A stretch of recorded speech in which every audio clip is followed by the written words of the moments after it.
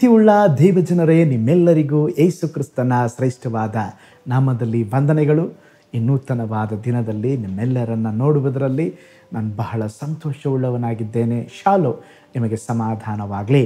ಈ ದಿನ ದೇವರ ವಾಕ್ಯದ ಜ್ಞಾನಕ್ಕಾಗಿರುವಂಥ ವಿಷಯ, ದೇವರ ಆಲೋಚನೆಗಳು ಉನ್ನತವಾಗಿವೆ. ಅದಕ್ಕೆ ಆಧಾರವಾಗಿ ಯೆಶಾಯನ ಬರೆದ ಪ್ರವಾದನೆ ಗ್ರಂಥ 55:8 ವಾಕ್ಯ, ಯೆಹೋವನು ಹೀಗೆನ್ನುತ್ತಾನೆ, ನನ್ನ ಆಲೋಚನೆಗಳು ನಿಮ್ಮ ಆಲೋಚನೆಗಳಲ್ಲ, ನಿಮ್ಮ ಮಾರ್ಗಗಳು ನನ್ನ ಮಾರ್ಗಗಳಲ್ಲ. ಯೆರೆಮೀಯನ ಗ್ರಂಥ 29:11. ನಿರೀಕ್ಷೆ ಇರಲಿ ಎಂದು ನಾನು ನಿಮ್ಮ ವಿಷಯದಲ್ಲಿ ಮಾಡಿಕೊಳ್ಳುತ್ತಿರುವ ಆಲೋಚನೆಗಳನ್ನು ನಾನೇ ಬಲ್ಲೆನು, ಅವು ಅಹಿತದ ಯೋಚನೆಗಳಲ್ಲ, ಹಿತದ ಯೋಚನೆಗಳೇ. ನೋಡ್ರಿ, ಈಗ ಓದಿಕೊಂಡಂಥ ವಾಕ್ಯ ಭಾಗದಲ್ಲಿ ದೇವರು ನಮ್ಮ ಕುರಿತಾಗಿ ಒಂದು ಒಳ್ಳೆಯ ಯೋಜನೆಯನ್ನು ಹಾಕಿದ್ದಾರಂತೆ. ನಮ್ಮ ದೇವರು ಒಳ್ಳೆಯ ಯೋಜನೆಗಳನ್ನು ಹಾಕುವಂಥ ದೇವರು.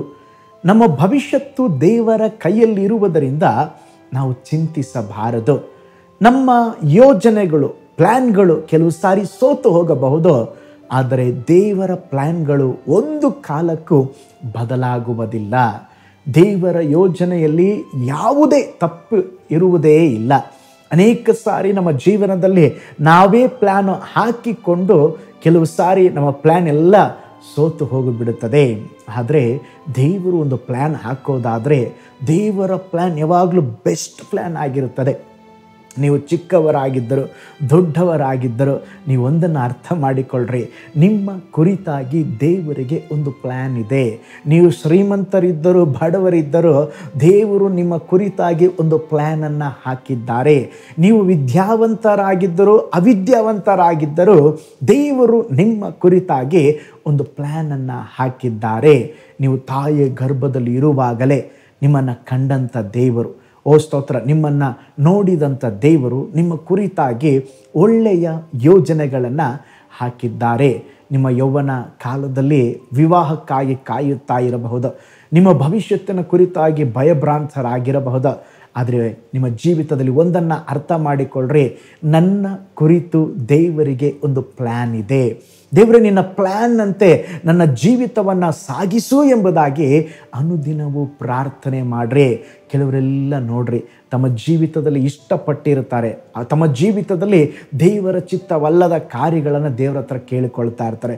ದೇವರೇ, ನನಗೆ ಅದೇ ಹುಡುಗನನ್ನು ಕೊಡಪ್ಪ, ದೇವರೇ ನನಗೆ ಅದೇ ಹುಡುಗಿಯನ್ನು ಕೊಡಪ್ಪ, ಮದುವೆ ಆದರೆ ಅವರನ್ನೇ ಆಗ್ತೇನೆ ಸ್ವಾಮಿ, ದೇವರೇ ನನಗೆ ಇದೇ ಕೆಲಸ ಕೊಡ್ರಿ, ನನಗೆ ಇದೇ ಊರಿನಲ್ಲಿ ಕೆಲಸ ಮಾಡಬೇಕು, ನನಗೆ ಇಂಥ ಕೆಲಸನೇ ಬೇಕು, ದೇವರೇ ನನಗೆ ಹಿಂಗೆ ಮಾಡಿರಿ ಹಾಗೆ ಮಾಡಿರಿ ಅಂತೇಳಿ ತಮ್ಮ ಕುರಿತಾಗಿ ತಾವೇ ಒಂದು ಪ್ಲ್ಯಾನನ್ನು ರೆಡಿ ಮಾಡಿಕೊಂಡು ಅದು ಅಪ್ರೂವಲ್ಗಾಗಿ ದೇವರ ಬಳಿ ಕಾಯ್ತಾ ಇರ್ತಾರೆ. ಅದು ತಪ್ಪ್ರಿ. ದೇವರ ಬಳಿಯಲ್ಲಿ ಎಲ್ಲವನ್ನು ಕೊಟ್ಟು, ದೇವರೇ ನೀವೇ ಪ್ಲ್ಯಾನ್ ಹಾಕ್ರಿ, ನೀವೇ ಓ ಸ್ತೋತ್ರ ನಕ್ಷೆಯನ್ನೆಲ್ಲ ನನ್ನ ಜೀವನದಲ್ಲಿ ಏನಿದೆ ಎಲ್ಲ ನೀವು ರೆಡಿ ಮಾಡಿ ಕೊಡ್ರಿ ಅಂತೇಳಿ ನಾವು ಜೀವಿಸಬೇಕು. ಆಗ ಮಾತ್ರ ನಮ್ಮ ಜೀವಿತ ಆಶೀರ್ವಾದವಾಗಿರುವಂಥದ್ದಾಗಿದೆ. ಆಲ್ಬರ್ಟ್ ಐನ್ಸ್ಟೈನ್ ಬಗ್ಗೆ ಗೊತ್ತಿಲ್ಲದವರು ಯಾರು ಇರಲಾರರು. ಅವರು ಗಣಿತದ ಕೌಶಲ್ಯಗಳನ್ನು ಹೊಂದಿರುವ ಸೈದ್ಧಾಂತಿಕ ಭೌತಶಾಸ್ತ್ರಜ್ಞರಾಗಿದ್ದರು. ಅವರ ಯೌವನ ಬಗ್ಗೆ ನೀವು ಓದುವಾಗ ಅವರು ವೇಗವಾಗಿ ಕಲಿಯುವಂಥವರಾಗಿರಲಿಲ್ಲ ಎಂಬುದಾಗಿ ತಿಳಿಯುತ್ತದೆ. ಆದರೆ ಅವರ ಭವಿಷ್ಯದಲ್ಲಿ ನೋಡುವಾಗ ದೇವರು ಆಶೀರ್ವಾದ ಮಾಡಿದರು. ಅದೇ ರೀತಿ ಥಾಮಸ್ ಆಲ್ವಾ ಎಡಿಸನ್ ಎಂಬ ವಿಜ್ಞಾನಿಯ ಕುರಿತಾಗಿ ನೀವು ನೋಡುವಾಗ ಆಶ್ಚರ್ಯವಾಗ್ತದೆ. ಅವರ ಶ್ರವಣ ಸಾಮರ್ಥ್ಯ ತೀರ ಕಡಿಮೆಯಾಗಿತ್ತು. ಅಷ್ಟೇ ಅಲ್ಲ, ಶಾಲೆಯಲ್ಲಿ ಶಿಕ್ಷಕರು ಅವರು ಬ್ರೈನ್ ಡಿಸಾರ್ಡರ್ ಆಗಿದೆ ಎಂಬುದಾಗಿ ಹೇಳಿ ಶಾಲೆಯಿಂದ ಅರ್ಧಕ್ಕೆ ಹೊರಗೆ ಹಾಕಿಬಿಟ್ಟಿದ್ದರು. ಆ ನಂತರ ಮನೆಯಲ್ಲಿಯೇ ತಾಯಿಯಿಂದ ಶಿಕ್ಷಣ ಪಡೆದರು. ಅಬ್ರಹಾಂ ಲಿಂಕನ್ ಕುರಿತಾಗಿ ಕೇಳಿರಬಹುದು. ಅವರು ಅಮೇರಿಕ ದೇಶದ ಅಧ್ಯಕ್ಷರಾಗಿದ್ದರು. ಆದರೆ ಅವರ ಜೀವನದಲ್ಲಿ ಅನೇಕ ಸೋಲುಗಳನ್ನು ಅನುಭವಿಸಿದ್ದರು. ಅನೇಕ ಸಾರಿ ಅವರು ಖೀನತೆಗೆ ಒಳಗಾಗಿದ್ದರು. 6 ತಿಂಗಳು ಹಂಗೆ ಹಾಸಿಗೆ ಮೇಲೆ ಮಲಗಿ ಬಿಟ್ಟಿದ್ದರಂತೆ. ಅವರು 3 ಬಾರಿ ರಾಜಕೀಯಕ್ಕೆ ಬಂದು ಸೋಲನ್ನು ಅನುಭವಿಸಿದ್ದರು. ಸತತ ಪ್ರಯತ್ನದಲ್ಲಿ ಅನೇಕ ವೈಫಲ್ಯತೆಯನ್ನು ಕಂಡಿದ್ದರು.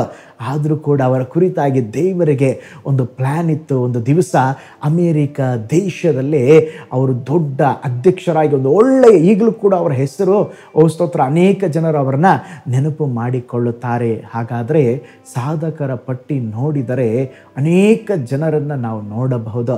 ಆದರೆ ನಮ್ಮ ಜೀವಿತದಲ್ಲಿ ಕೂಡ ಕೆಲವು ಸಾರಿ ಯೋಚನೆ ಮಾಡಿರಿ, ಆ ಒಂದು ಉನ್ನತವಾದಂಥ ಗುರಿಯನ್ನು ತಲುಪುವುದಕ್ಕೆ, ಅದೇ ವಿಧದಲ್ಲಿ ಸಹ ದೇವರು ನಮ್ಮ ಜೀವಿತವನ್ನು ಆಶೀರ್ವದಿಸುವುದಕ್ಕೆ ನಮ್ಮ ಯೋಜನೆಯಲ್ಲಿ ನಡೆಯಬಾರ್ದು, ನಮ್ಮ ಪ್ಲ್ಯಾನಲ್ಲಿ ನಾವು ನಡೆಯಬಾರ್ದು. ನಾವು ದೇವರ ಚಿತ್ತಕ್ಕೆ ಒಪ್ಪಿಸಿಕೊಟ್ಟು ನಾವು ಪ್ರಾರ್ಥನೆ ಮಾಡಿ, ದೇವರೇ ನಿನ್ನ ಚಿತ್ತ, ನಿನ್ನ ಪ್ಲ್ಯಾನ್, ನಿನ್ನ ಉದ್ದೇಶ ನನ್ನ ಜೀವಿತದಲ್ಲಿ ನೆರವೇರಲಿ ಎಂಬುದಾಗಿ ಹೇಳಿ ಪ್ರಾರ್ಥನೆ ಮಾಡಿ ಮುನ್ನುಗ್ಗಿ ನಿಶ್ಚಯವಾಗಿ ದೇವರು ನಿಮ್ಮ ಜೀವಿತವನ್ನು ರೂಪಿಸುತ್ತಾರೆ.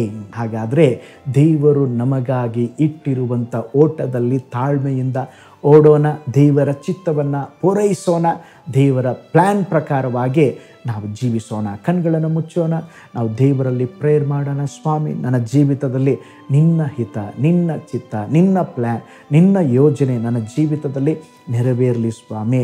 ನನ್ನ ಹಿತ ಬೇಡಪ್ಪ ದೇವರೇ, ನನ್ನ ಪ್ಲ್ಯಾನ್ ಬೇಡಪ್ಪ, ನೀ ನನ್ನನ್ನು ಆಳ್ವಿಕೆ ಮಾಡ್ರಿ ಎಂಬುದಾಗಿ ಸ್ತೋತ್ರ ದೇವ ಸಮ್ಮುಖದಲ್ಲಿ ಒಪ್ಪಿಸಿಕೊಡೋಣ. ಪರಲೋಕದಲ್ಲಿ ವಾಸ ಮಾಡುವ ನಮ್ಮ ತಂದೆಯಾದ ದೇವರೇ, ನಮ್ಮ ಕುರಿತಾಗಿ ಒಳ್ಳೆಯ ಯೋಜನೆಗಳನ್ನು, ಪ್ಲ್ಯಾನ್ಗಳನ್ನು ಹಾಕಿದ್ದೀರಾ. ಅದಕ್ಕಾಗಿ ಸ್ತೋತ್ರ ದೇವರೇ. ನಿನ್ನ ಯೋಜನೆಯಂತೆ, ಪ್ಲ್ಯಾನ್ ಅಂತೆ ನಮ್ಮನ್ನು ನಡೆಸ್ರಿ. ಹೊಸ ದಿನದಲ್ಲಿ ಕೂಡ ಹೊಸ ಕೃಪೆಯನ್ನು ಕೊಡ್ರಿ, ಬಲವನ್ನು ಕೊಡ್ರಿ.